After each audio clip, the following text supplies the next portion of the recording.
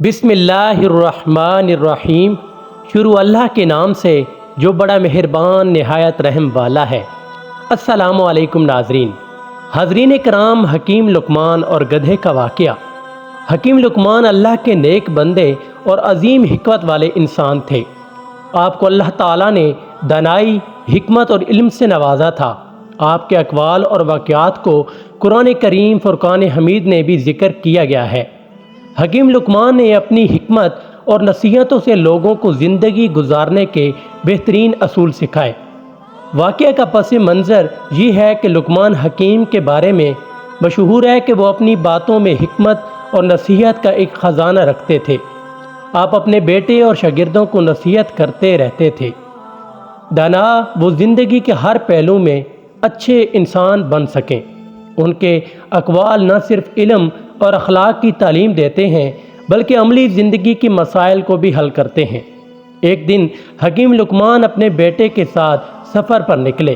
ان کے ساتھ ایک گدھا بھی تھا جو سامان ڈھونے کے لیے استعمال ہوتا تھا۔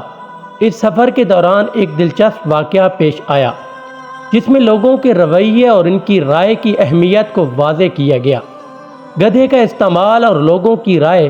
حکیم لقمان اور ان کا بیٹا جب ایک گاؤں سے گزر رہے تھے تو حکیم لقمان گدھے پر سوار تھے اور ان کا بیٹا پیدل چل رہا تھا۔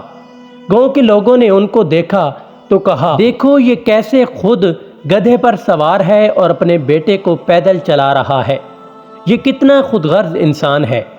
حکیم لقمان نے یہ سنا اور مسکرا دیا۔ پھر وہ گدھے سے اترے اور اپنے بیٹے کو گدھے پر سوار کر دیا۔ آپ جب وہ دوسرے گاؤں سے گزرے تو لوگوں نے کہا، کیسا عجیب بیٹا ہے، خود تو گدھے پر بیٹھا ہے اور اپنے بوڑھے باپ کو پیدل چلا رہا ہے۔ حکیم لقمان نے اس بات پر بھی کوئی اعتراض نہ کیا اور دونوں گدھے پر سوار ہو گئے۔ جب وہ اگلے گاؤں پہنچے تو لوگوں نے کہا، یہ دونوں کتنے ظالم ہیں، ایک بے زبان جانور پر اتنا بوجھ ڈال دیا۔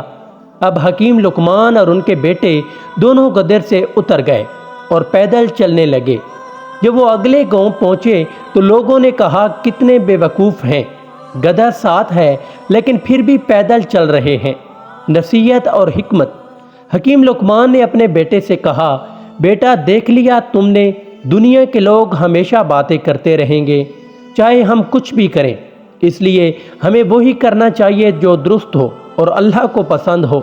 دوسروں کی رائے کے پیچھے اپنی زندگی کو برباد نہیں کرنا چاہیے۔ واقعے کا سبق۔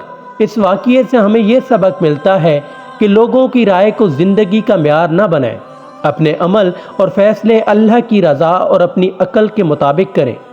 دنیا کے لوگ ہر حال میں تنقید کریں گے، اس لیے ان کے کہنے پر نہ چلیں بلکہ صحیح راستہ اپنائیں۔ صبر اور حکمت سے کام لینا کامیابی کا راز ہے۔